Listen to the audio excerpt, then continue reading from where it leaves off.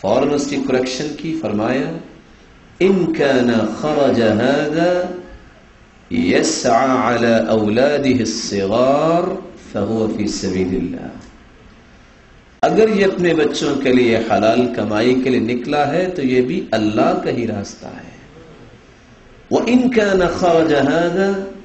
يَسْعَى عَلَى أَبَوَيْنِ شَيْخَيْنِ كَبِيرَيْنِ فَهُوَ فِي سَبِيلِ اللَّهِ. اگر یہ بوڑھے ماں باپ کے لیے حلال توشہ لینے کے لیے نکلا ہے تو یہ بھی اللہ کا ہی راستہ ہے. سمجھ آئی کہ انسان زندگی کے اندر کوئی بھی کاروبار کرتا ہے، کوئی بھی کام کرتا ہے، جب اس کام کو کرتے وقت اللہ کا خوف اس کے دل میں ہے اور اللہ اور اس کے رسول صلی اللہ علیہ وسلم کے احکامات کے مطابق اپنے کام کو چلاتا ہے، تو دکان پہ بیٹھنا بھی اس کا عبادت ہے، کیونکہ اس نے اذان ہوتے ہی دکان بند کرنی ہے. اس لیے آج جو مسلمانوں کا طرز عمل بن چکا ہے، نیک سے نیک آدمی سے بھی جب پوچھا جائے کہ آپ کیا کر رہے ہیں، وہ کہتا ہے بس جی جہاں دانا لکھا ہے وہاں ہی رہنا ہے. حالانکہ یہ دنیاوی جواب ہے. اگر وہ اس جواب کے بدلے یہ کہہ دے کہ اللہ سبحانہ و تعالی نے میری ذمہ داری اس جگہ لگائی ہے کہ تو دین کی خدمت یہاں رہ کے کر، یا اگر وہ تجارت کرتا ہے تو یہ بھی کہہ سکتا ہے کہ میں تو اللہ کے رسول صلی اللہ علیہ وسلم کی سنت ہے تجارت، میں اس سنت کو اختیار کیے ہوئے ہوں اور یہ ذمہ داری میں یہاں ادا کر رہا ہوں. الفاظ کے بدلنے سے انسان کے تصورات بدلتے ہیں، اور تصورات اگر کلیئر ہو جائیں تو انسانی زندگی کا دھارا جو ہے وہ انسان کا درست ہو جاتا ہے. ایک وقت تھا کہ جب گھر سے ایک شخص روانہ ہوتا، آج تو شاید یہ باتیں کتابوں میں لکھی ہوئی ملتی ہیں، شاید کہ اللہ کرے ایسے گھرانے موجود ہوں جن میں یہ بات دیکھی جا سکے کہ ایک عورت اپنے خامد کو جب الوداع کہنا چاہتی تو دروازے تک آتی. آج تو وہ دعا بھی یاد نہیں ہے ایک مسلمان کو کہ الوداع کرتے وقت دعا کون سی پڑھنی چاہیے. دروازے پہ کھڑا کر کے کہا کرتی تھی ایاک وکسب الحرام فإنا نصبر على الجوع والضر ولا نصبر على النار. دیکھنا حرام سے بچ جانا، میں اور میرے بچے بھوک برداشت کر سکتے ہیں، تکلیف دنیا میں برداشت کر سکتے ہیں، لیکن کل قیامت کو آگ برداشت نہیں کر سکیں گے. ما ارى هذه الكلمات المضيئة. کتنے پیارے کلمات ہیں، لیکن آج اگر دروازے پہ پہنچ کر بیوی اگر کچھ کہنا چاہتی ہے تو 1 فٹ لمبی لسٹ تو آپ کو دے گی کہ یہ چیزیں ختم ہو چکی ہیں، یہ واپسی پہ لیتے آئیے گا. امن الحلال ام من الحرام. اس کو اس سے کوئی سروکار نہیں ہے کہ تم حلال مال سے لے کے آؤ یا حرام مال سے لے کے آؤ، اس کو تو یہ چیزیں چاہیے. تصورات جب سے بدلے ہیں انسان کے، مسلمان کے، اس کے اعمال میں تبدیلی آئی ہے. جب اعمال میں تبدیلی آئی ہے تو اللہ سبحانہ و تعالی کی رحمت کیسے نازل ہو. تو بات یہ کر رہے تھے، یہ ایک پہلو ہے انسانی زندگی کا جس کو آپ عبادت بنا سکتے ہیں جب اللہ اور اس کے رسول کے احکامات کے مطابق اس پہلو کو گزارے. خرچ کرنے کا پہلو آتا ہے. کتنے لوگ بہت سارا مال رکھنے کے باوجود بخیل ہیں، اور میں سمجھتا ہوں کہ جس کو اللہ نے مال دیا ہے وہ اپنے بچوں یا گھر والوں پہ یا کم از کم اپنی دینی بلندی کے لیے استعمال نہیں کرتا تو یہ زندگی نہیں بلکہ شرمندگی ہے. حالانکہ اللہ کے رسول صلی اللہ علیہ وسلم نے فرمایا ما اطعمت زوجتك فهو لك صدقہ وما اطعمت ولدك فهو لك صدقہ وما اطعمت خادمك فهو لك صدقہ وما اطعمت نفسك فهو لك صدقہ وفي رواية أخرى وهو يحتسبها. تمہاری زندگی اگر اللہ سبحانہ و تعالی نے 90 سال کی بنائی ہے، 90 سال کے اندر جو مال بھی تم نے اپنی بیوی پہ خرچ کیا ہے شرط یہ ہے، ذمہ داری ہے بیوی پہ خرچ کرنا، اس کی جائز ضروریات کو پورا کرنا، یہ واجب ہے، یہ ضروری ہے۔ اور نکاح کے وقت ہم قبول کہہ کے یا قبل تو کہہ کر اس بات پہ اقرار کر چکے ہیں کہ اس کا نان و نفقہ ہماری ذمہ داری ہے۔ باوجود ذمہ داری کے جب انسان نیت یہ بنا لے کہ خالق و مالک میں تجھے بھی راضی کرنا چاہتا ہوں، ذمہ داری تو ہے ہی ہے، تو راضی ہو جا۔ 90 سال کے اندر جو تم نے اپنی بیوی پہ خرچ کیا ہے، جو تم نے اپنی اولاد پہ خرچ کیا ہے، جو تم نے اپنے خادم نوکر پہ خرچ کیا ہے، کوئی انسان کسی پہ خرچ کرے نہ کرے اپنے آپ کو تو کچھ نہ کچھ کھلاتا ہے۔ نیت یہ کر کے انسان اگر کھلاتا ہے یا کھاتا ہے کہ اللہ مجھے بھی قوت دے، میں تیرے دین کی بلندی کا سبب بنوں، تیری عبادت میں دل لگاؤں،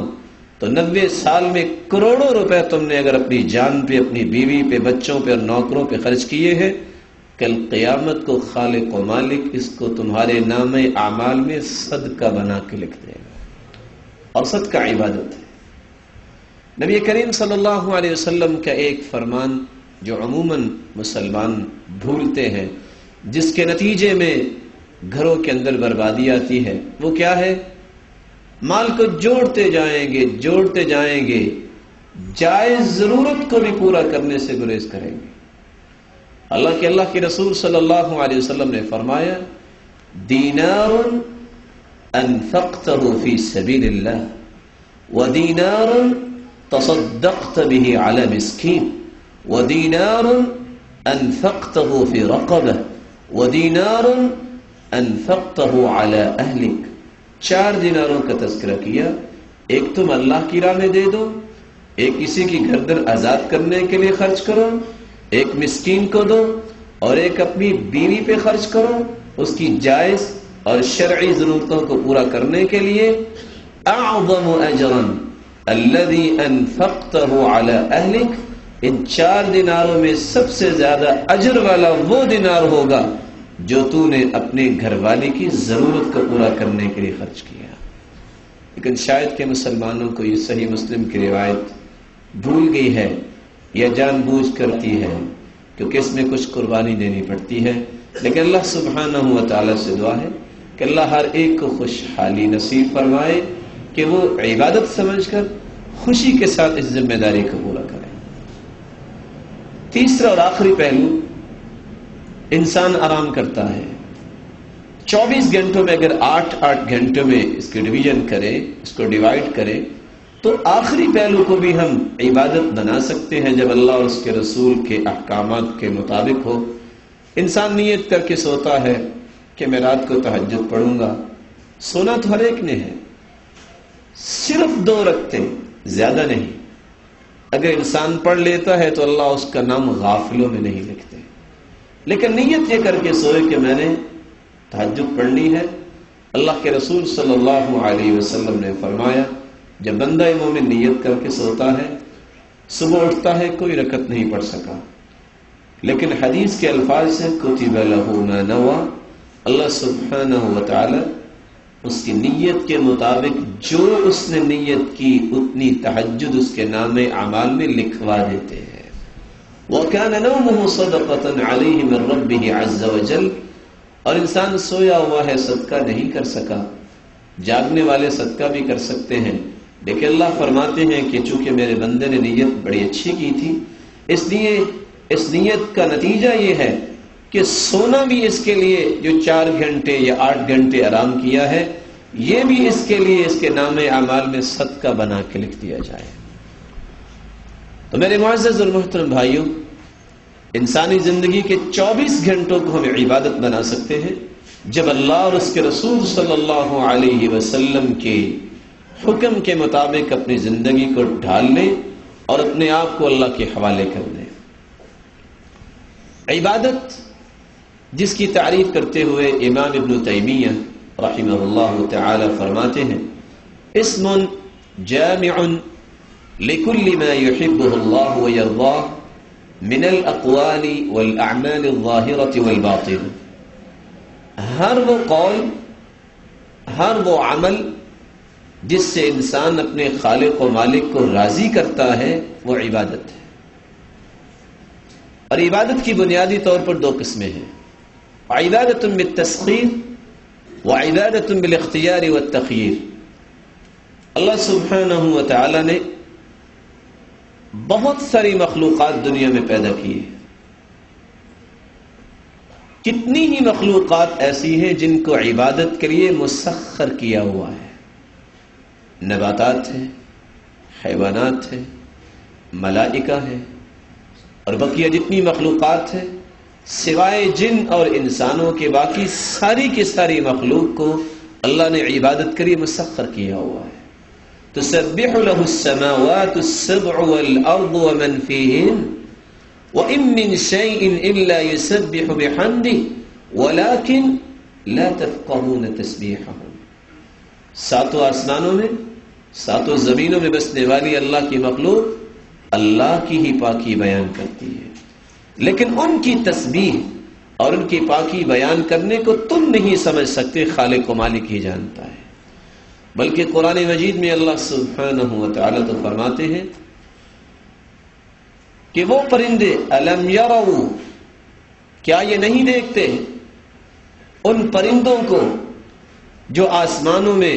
جو فضاؤں میں اڑتے ہیں، کبھی پر پھیلاتے ہیں اور کبھی پروں کو بند کرتے ہیں، ان کا ہوا اور فضاؤں میں یہ تیرنا ہی ان کے لیے عبادت ہے، لیکن تم ان کی عبادت کو سمجھ نہیں سکتے۔ یہ وہ مخلوقات ہیں جن کو اللہ تعالیٰ نے مسخر کیا ہے عبادت کے لیے،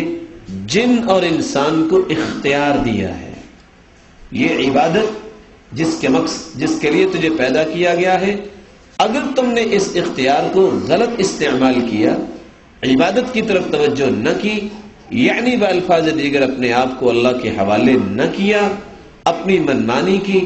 اور خواہش نفس کی پیروی کی، اس کے لیے راستہ بھی الگ ہے جو جہنم کا راستہ ہے۔ اللہ ہم سب کو محفوظ فرمائے۔ عبادت کی قبولیت کے لیے ہر مسلمان کے علم میں ہونا چاہیے کہ جب تک اللہ کی رضا اور نبی کریم صلی اللہ علیہ وسلم کی سنت کے مطابقت نہ ہو، اس وقت تک کوئی بڑی سے بڑی عبادت بھی قابل قبول نہیں۔ قرآن مجید میں اللہ سبحانہ و تعالی فرماتے ہیں فَمَنْ كَانَ يَرْجُو لِقَاءَ رَبِّهِ فَلْيَعْمَلْ عَمَلًا صَالِحًا وَلَا يُشْرِكْ بِعِبَادَةِ رَبِّهِ أَحَدًا۔ جو بھی قولی عبادت،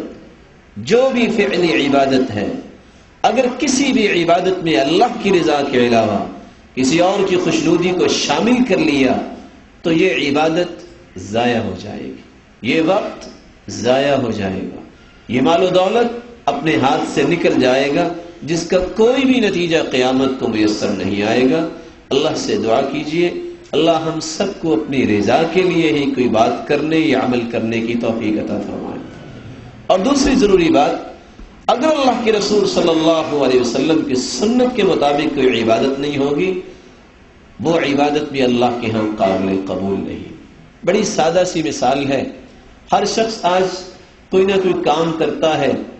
تو بڑے دبے الفاظ میں یہ کہہ کر ہی فارغ ہو جاتا ہے میرا مقصد تو نیک ہے نا، بھائی میری نیت تو نیکی کی ہے نا۔ نیت کا نیک ہونا بہت اچھا ہے، لیکن اس کے ساتھ جب اللہ کے رسول صلی اللہ علیہ وسلم کی سنت کی موافقت نہ ہو تو یہ نیت کا خالص ہونا بھی کافی نہیں ہے۔ صحیح مسلم کی وہ روایت جس میں صحابہ کرام رضوان اللہ تعالی علیہم اجمعین، وہ نفوس قدسیہ جن کے بارے میں اللہ نے اولئک هم الراشدون رضی اللہ عنہم ورضوا عنہ، اولئک هم المفلحون، اولئک حزب اللہ، تمام کی تمام ڈگریاں جاری کی ہیں،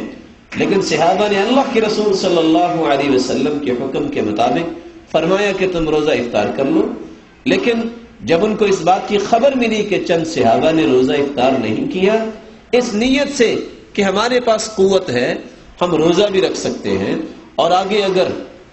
جہاد کی ضرورت پڑی، لڑائی کی ضرورت پڑی تو ہم لڑائی بھی کر سکتے ہیں، نبی کے صحابی